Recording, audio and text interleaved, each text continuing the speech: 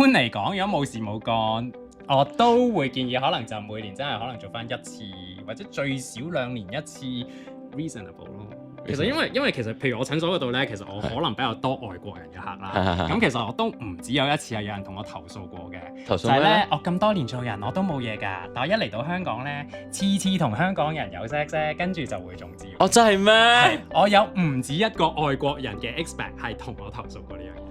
咁所以香港人喺呢方面真係好缺乏，真係好缺乏，我都覺得係啊。即係預防性病同埋做安全措施咁樣噶咯喎，係咪啊？咁嘅意思？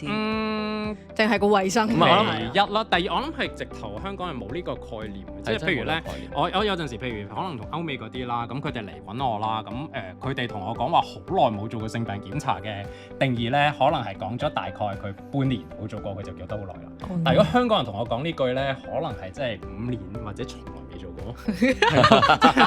係咯，我都唔知香港人到底有幾多人知道自己。唔係，我覺得因為香港始終都係屬於比較都會有好傳統嘅諗法，就好似我咁，我唔會問關於，我亦都覺得我唔會有咯，因為嗰個可能個頻率唔係好多，或者係可能因為覺得自己唔會接觸到呢樣嘢咯，所以可能香港人就會好少，即係我就係。但係其實香港人唔係嘅喎，但係香港人絕對唔係冇 sex life 㗎。係咯，你睇下你官斌嗰啲咁細個已經開始啦。